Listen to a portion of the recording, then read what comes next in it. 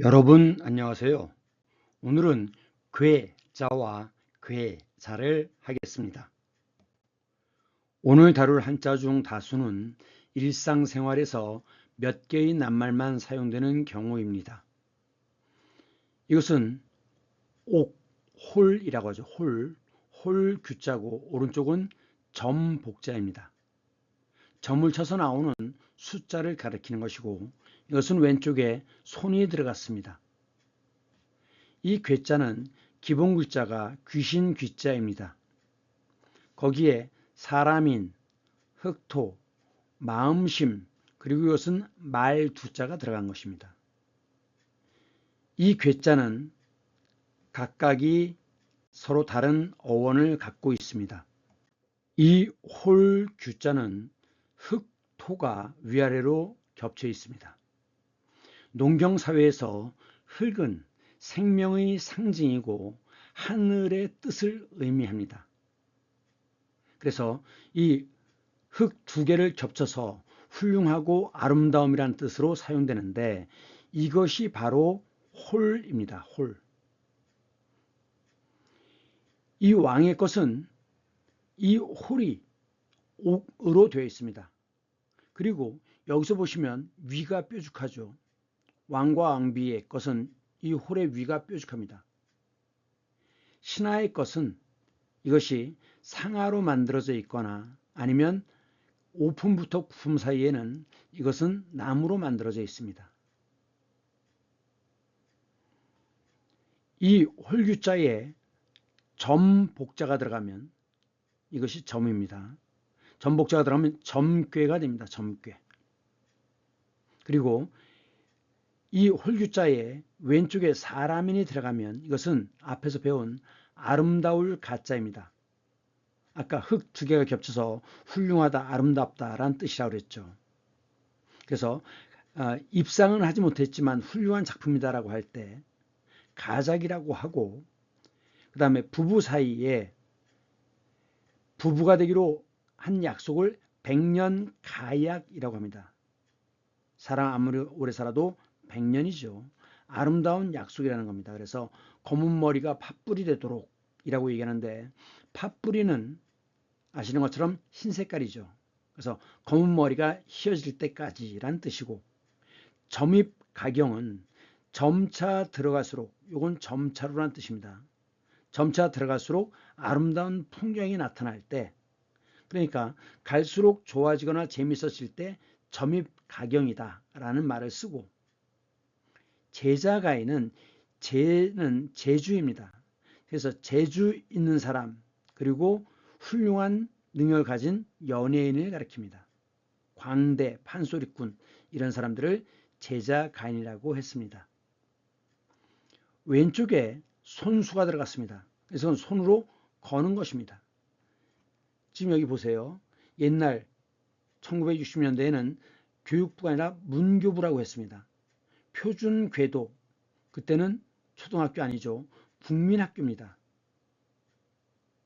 이 국민학교라는 명칭이 초등학교로 바뀐 것은 1989년, 90년 그렇습니다. 이 국민의 뜻은 황국, 신민, 일제시대 때 만들어진 것으로서 우리는 그 일본 천황의 황국, 신민, 신하와 백성이 된다라는 뜻을 줄인 것이 바로 국민이었습니다. 매우 치욕적이죠. 해방된 지 꽤 50년 가까이 흘렀음에도 불구하고 여전히 국민학교라는 말을 썼던 겁니다. 그러니까 이렇게 걸어서 한 장씩 뒤로 넘기는 것, 이것을 궤도라고 합니다. 건다는 거죠. 도는 그림 도자입니다. 그 다음 이것은 시계인데 밑에 종이 달려 있죠. 종. 그래서 일정한 시간이 되면 이렇게 종이 땡땡 하고 칩니다. 그래서 이것을 종이에 달려있는 시계이기 때문에 이것을 궤종시계라고 합니다. 뭐 흔히 불알시계라고도 얘기하는 거죠. 자, 점을 쳐서 나오는 숫자 점괘입니다. 점괘 이렇게 쓰죠. 그 다음 태극기인데 이 태극은 이것이 태극입니다. 이 태극기는 태극기가 아닙니다. 태극기입니다. 태극의 문양을 갖고 있는 깃발이기 때문에 태극기라고 읽어야 맞습니다. 그럼 이것이 태극인데 태극은 음과 양으로 나뉘죠.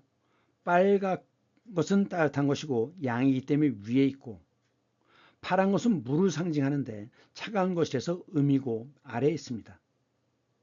이것이 음양입니다. 그리고 다시 음양은 사상으로 나뉩니다. 이제 말한 사람이 사람의 체질을 네 가지로 나눴죠. 그래서 그것을 사상의학이라고 합니다. 이것이 태양이고, 이것은 태음, 그리고 소양이고 소음입니다.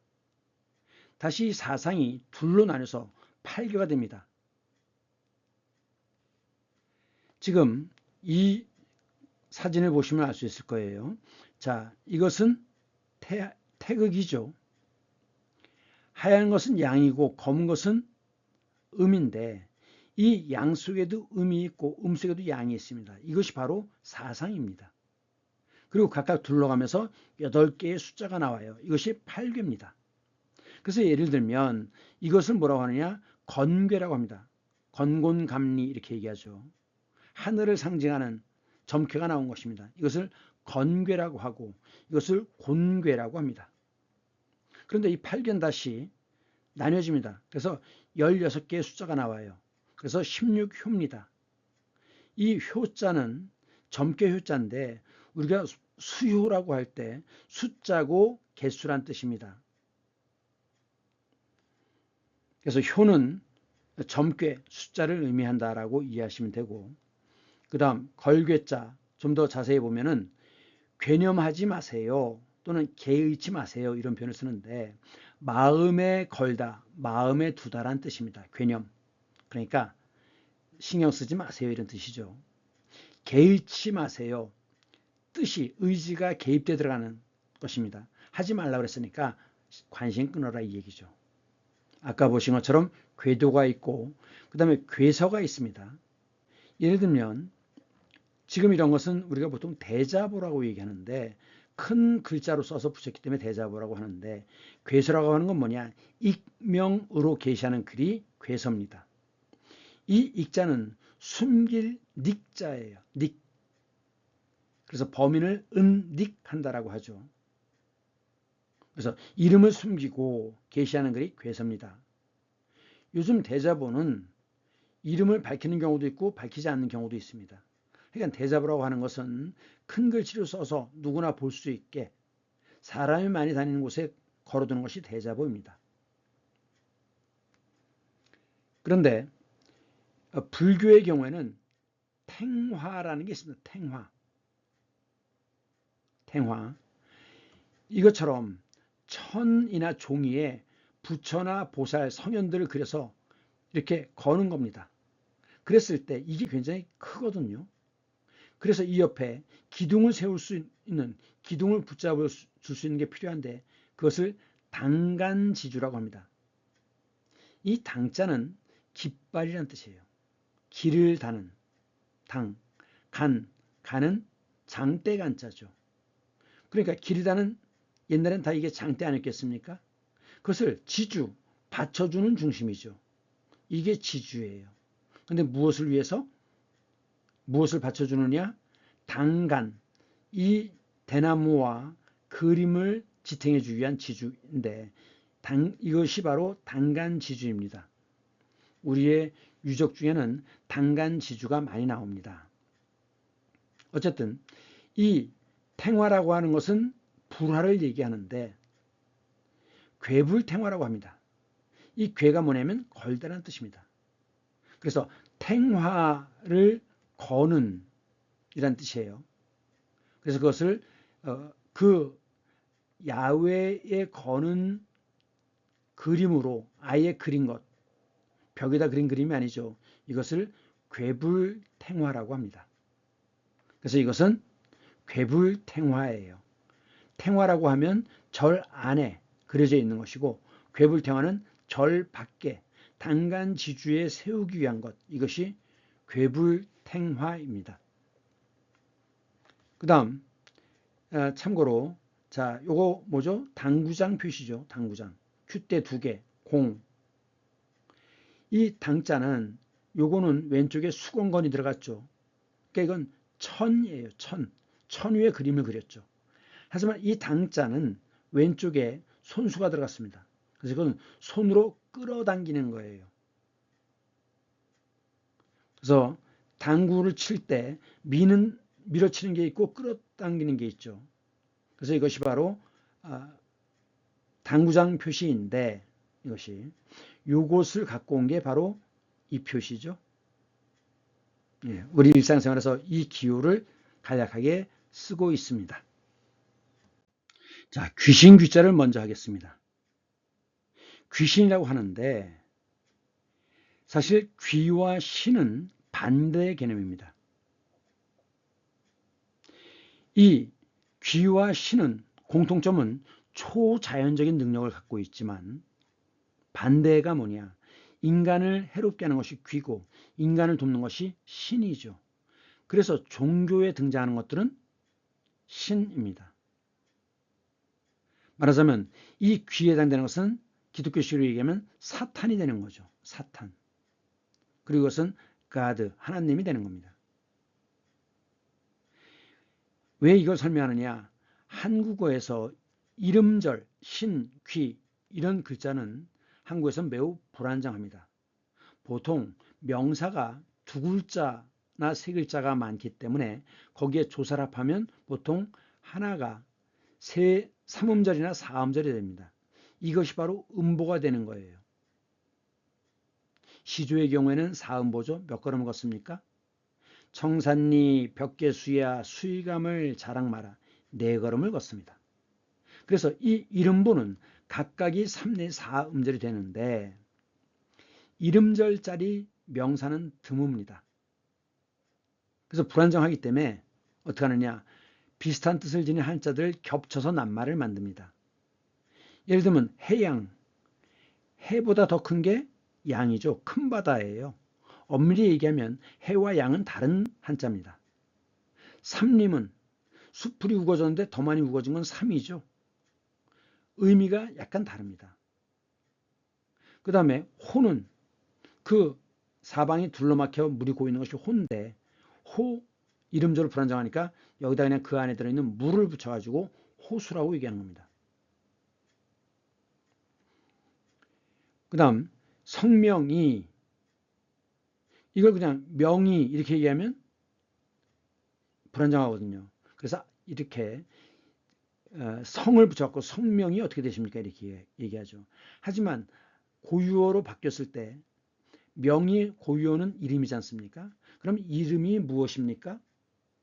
이렇게 명사가 이름절이냐 이음절이냐에 따라서 조사가 붙는데 이렇게 이름절짜리 명사는 불안정하기 때문에 앞에 뭔가 비슷한 거를 붙여요.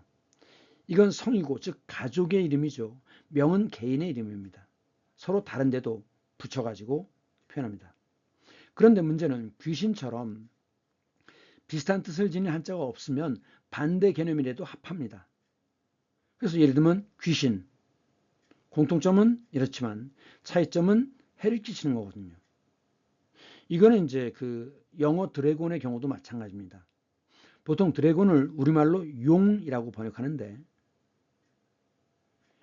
이 벼농사 지역에서 용은 비를 몰고 오기 때문에 농사를 돕는 신의 개념이지만 서양의 경우에 드래곤은 이것은 인간을 괴롭히고 해치는 존재예요. 그래서 드래곤은 신이 아니라 귀의 개념입니다. 따라서 드래곤을 우리말의 용에 해당되는 것으로 번역하는 건 용으로 번역하는 것은 좀 문제가 있다고 생각합니다. 자, 그러면 이 귀자가 들어간 글자들을 보면 사람인이 들어갔죠. 그러니까 이건 꼭두각시입니다. 꼭두각시가 뭐죠? 인형이에요. 인형. 흑토가 들어갔죠. 그러니까 이건 흑의 덩어리입니다. 덩어리 괴. 이것은 마음심 들어갔으니까 부끄러운 겁니다. 이것은 말 두자예요. 곡식을 재는 단위 중에서 가장 큰 거죠. 말, 돼, 홉 이렇게 나가요. 그래서 이것은 으뜸입니다. 그러면 괴자를 보겠습니다. 꼭두각시 괴. 이게 꼭두각시죠? 이것을 한자로는 괴뢰희라고 합니다. 희는 연극, 유희란 뜻이죠. 이 괴뢰가 바로 꼭두각시입니다. 박첨지 또는 홍동지라고 하는 꼭두각시 노름인데 인형입니다. 이것은 이제 이름을 바꿔갖고 돌아온 박첨지라고 해서 극단 산이 너머에서 공연한 사진입니다. 이것은 베트남 하노이에서 공연되는 것입니다.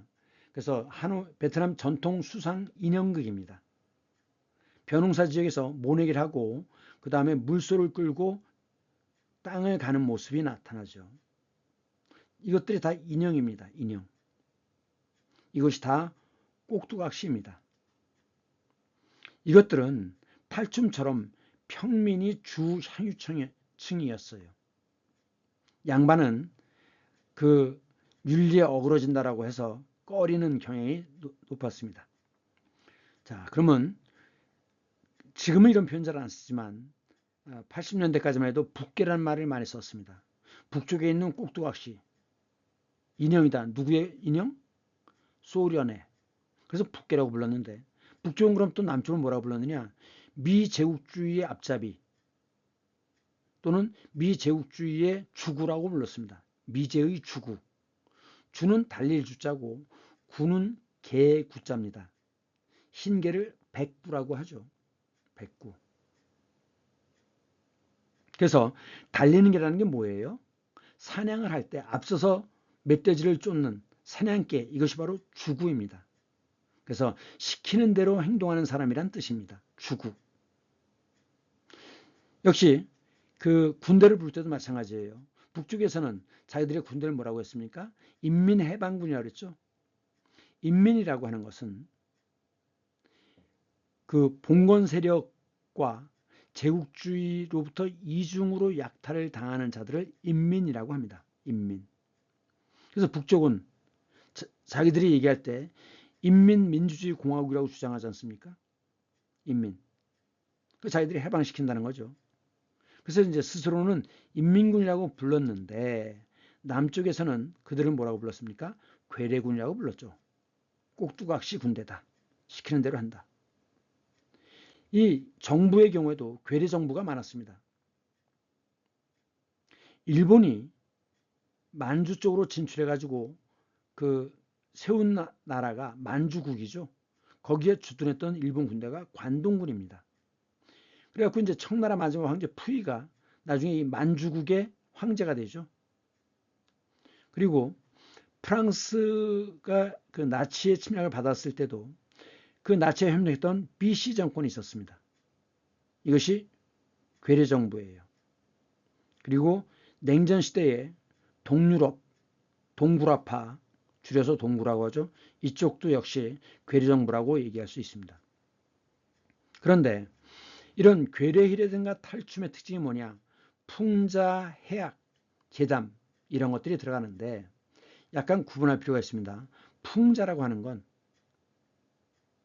이 풍은 외운다는 뜻입니다. 입으로 중얼중얼 한다는 뜻이에요. 자는 찌를 자자죠. 그러니까 직접 강자를 공격하면 얻어 터지니까 우회적으로 돌려서 비판하는 것. 이것이 풍자입니다. 찌를 자자예요.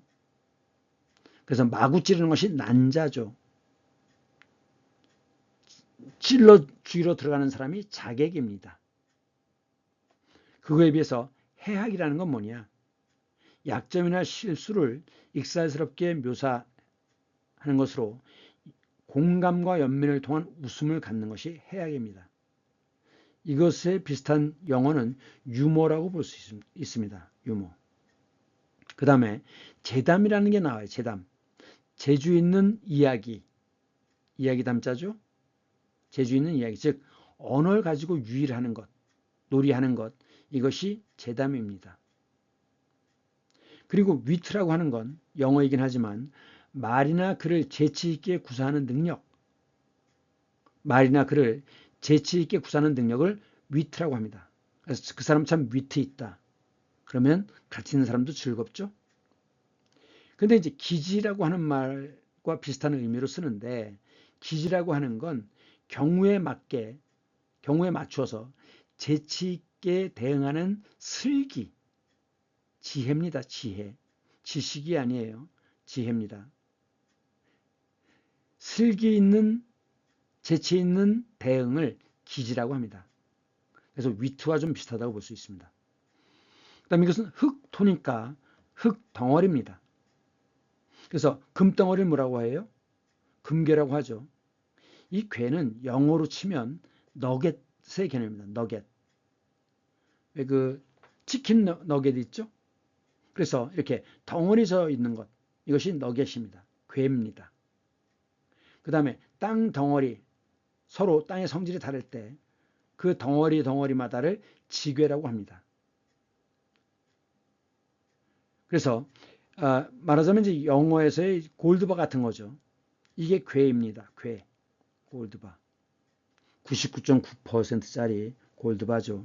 무게는 1kg. 엄청난 돈이죠. 과학 시간에는, 지구과학 시간에는 단괴란 말이 나오는데, 퇴적함에서 어떤 성분이 한 군데에 엉겨붙어서 주위보다 단단해진 돌덩어리, 이것을 단괴라고 합니다. 이 단은 둥글 단자예요. 하나의 덩어리를 이루고 있는 것이죠. 단괴라고 합니다. 마음심을 왼쪽에 쓰면 이렇게 씁니다. 그래서 이것은 부끄러울 괴자예요. 그래서 자괴감이라고 하죠. 스스로 부끄러워하는 마음. 그래갖고 자, 박근혜 이렇게 얘기했죠. 자괴감까지 든다. 자괴감입니다. 부끄러운 표정이라고 느껴집니까?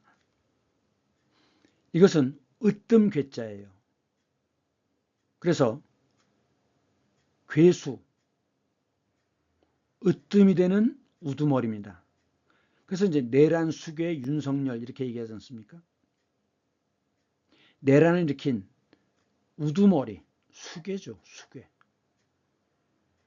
이 사진은 민중의 소리 이완배 기자의 그 유튜브에서 가져온 것인데, 이 이완배 기자는 그런 얘기했습니다.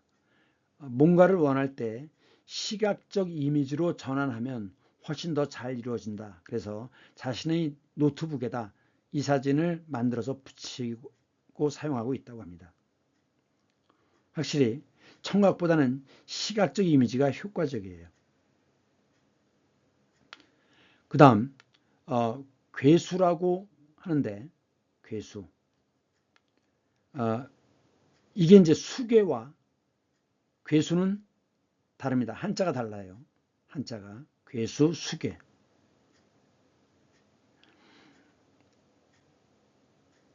이 괴수는 예를 들면 여러분들이 잘 알고 있는 미녀와 야수. 자, 더 뷰티죠? 더 뷰티, 미녀. 그리고 이쪽은 더 비스트, 짐승. 근데 이제 야수라고 할 때 수는 네 발 달린 동물을 수라고 합니다. 수, 네 발 달린 동물.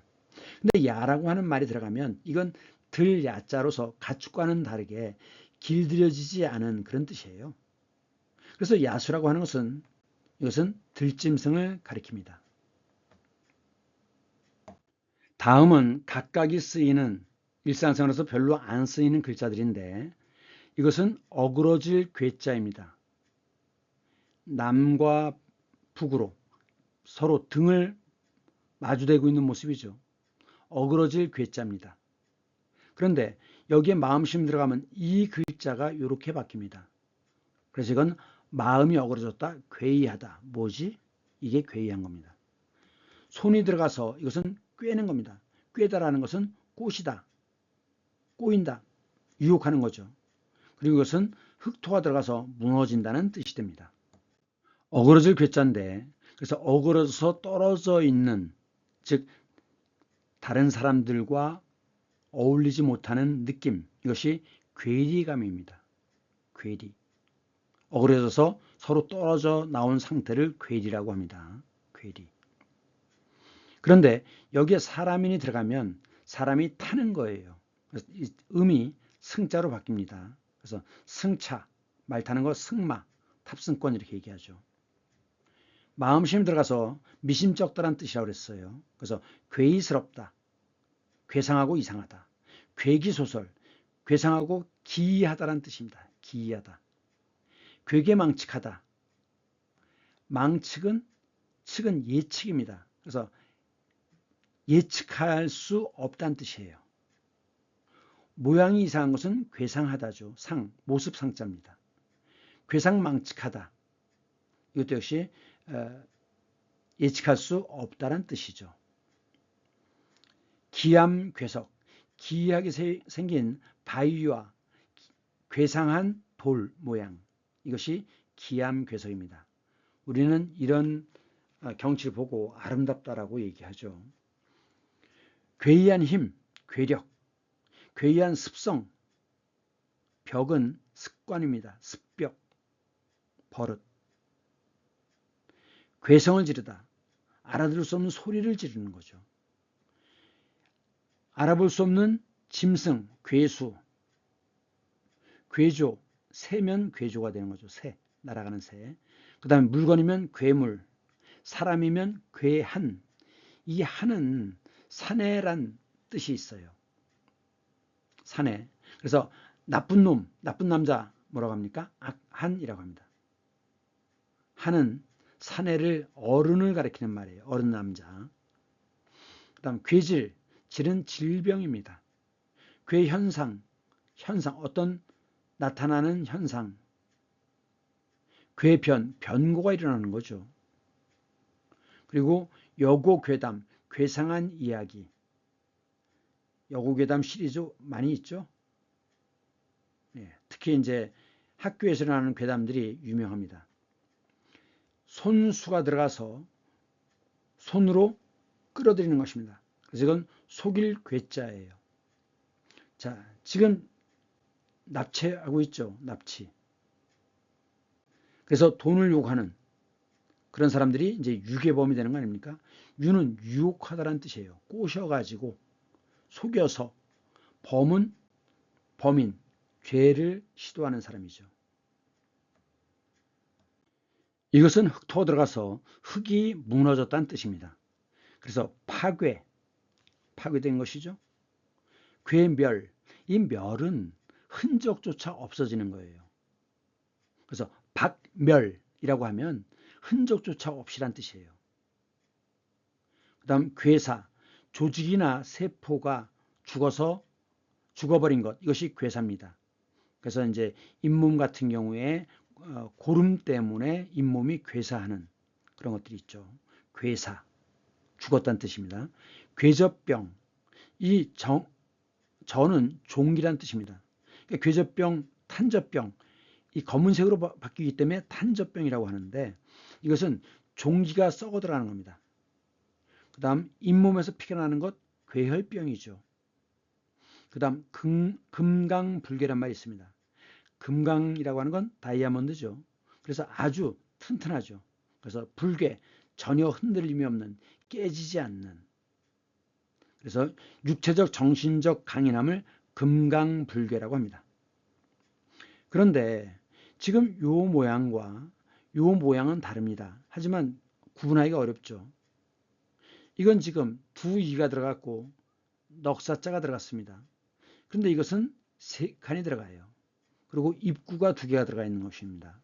그래서 이 글자와 이 글자는 구분이 잘 안 되는데 이것은 도울양자입니다. 도울양. 그래서 이제 그 햇빛을 돕는다. 속초 밑에 양양이라고 있죠. 햇빛이 잘 든다는 뜻이죠. 양양. 흙토가 들어가면 부드러운 흙이라는 뜻이에요. 그래서 평평하고 부드러운 곳 평양이죠. 북쪽의 서울, 수도 평양. 왼쪽에 술주가 들어갔습니다. 그래서 이건 술 빚을 양이에요. 그래서 빚는 것이 양조장입니다. 근데 빚어서 만든 간장, 이것이 양조간장이죠. 계집녀가 들어가면 아가씨라고 호칭으로 사용됩니다. 김양, 박양 이렇게 얘기하는데 요즘은 양이란 말 잘 안 쓰죠. 옛날에는 그 버스에 그 안내양이라는 말을 많이 썼는데 그게 좀 이렇게 깔보는 듯한 말투가 되면서 요즘은 양이라는 표현을 잘 안 씁니다. 오히려 미스라는 말을 많이 쓰죠. 말씀원에 들어가면 사양할 양자입니다. 그래서 받아들이지 않는 것이 사예요. 그리고 양보하는 것이죠. 겸손하고 겸양이고 양보한다. 먼저 가시라고 걸음을 사양하는 것. 이것이 양보입니다. 지난 시간이 너무 초과돼서 이 사진에 대한 설명을 못했습니다. 근데 제가 이 한자어 사전 끝부분에 쉬어가기를 넣는 이유는 뭐냐. 이 독서량과 상식은 국어 성적과 비례합니다. 다시 말해서 어휘력과 상식이 풍부하면 국어를 잘할 수 있습니다. 그래서 여러분들의 시야를 좀 넓혀주기 위해서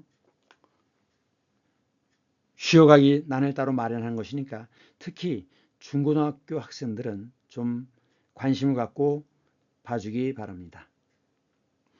자, 앙카라 아나톨리아 문명박물관에 있는 부조죠. 지난 시간에 말씀드린 것처럼 주로 히타이트 유물을 전시하고 있고 여기에서 사용됐던 히타이트 문자도 볼 수 있어요. 제일 이쪽 것은 아슬란 테페의 스핑크스인데 아슬란은 사자란 뜻입니다. 터키어예요. 테페는 언덕입니다. 그러니까 이제 사자 언덕, 즉 성이 있었겠죠. 거기에 성문을 쌓았을 테니까 거기에 사용된 부조 중에 하나인데 지금 보시면 사자 몸뚱이에 날개를 달고 있고 그 다음에 사자 대가리에 사람 머리입니다. 신과 동물의 모습이 같이 나타나지 않습니까? 이게 반신반인의 과도기가 아니었을까라고 생각합니다. 지금 그 다음 사진을 보시면 이것은 이제 테베로 가던 오이디푸스인데 자 이게 스핑크스입니다. 스핑크스는 지나가는 사람에게 수수께끼를 던져서 못 맞추면 이렇게 잡아먹죠. 이때 이제 오이디푸스가 걸린 거죠. 스핑크스가 묻습니다. 아침에 4발, 점심에 2발, 저녁에 3발 걷는 동물은? 그러니까 오이디푸스가 사람이다. 아침에 아기일 때는 4발을, 젊을 때는 서서 걷지만 늙으면 지팡이를 짚으니까. 그러니까 또 물어봅니다. 그러면 아침엔 길어졌다가 정오에는 짧아지고 저녁에 다시 길어지는 건 뭐냐? 그리고 밤에는 사라진다. 뭘까? 그랬더니 오이디푸스가 그림자. 3번째 질문입니다. 서로가 서로를 끊임없이 낳는 이들은 누구냐? 낮과 밤. 모두를 마치자 자존심이 상한 스핑크스는 바위산 아래로 뛰어내려서 자살했다고 합니다. 근데 이해가 안 되죠. 아니 날개가 있는데 뛰어내렸다고 죽어요? 날지? 어쨌든 신화에서는 그렇다면 그런 거예요. 지금 이런 스핑크스 같은 경우를 보면 그리스에 티탄족이 있었는데 거인족이라고 얘기하죠. 메두사, 히드라 등 이런 신들이 있었는데 이게 제우스 중심으로 신의 체계가 재편되면서 이 스핑크스라든가 메두사 이런 신들은 복수와 응징을 담당하는 신으로 바뀝니다. 근데 이제 이 스핑크스는 델포이에 살던 왕뱀족에서 태어났다는 거죠. 그래서 이 스핑크스는 사자와 몸은 사자죠. 독수리, 날개, 뱀과 어느 부분이 뱀인지 모르겠는데 인간의 합체라는 거예요. 요 사진, 요 그림은 19세기에 귀스타브 모로라는 프랑스 사람인 걸로 기억하고 있는데 이 사람이 그린 그림이라고 합니다. 그리고 이 위에 것은 이집트 피라미드죠. 그러니까 피라미드를 지키는 이집트 스핑크스이죠. 자, 오늘은 여기까지 하겠습니다. 대단히 수고 많으셨습니다. 다음 시간에 다시 만나요. 안녕.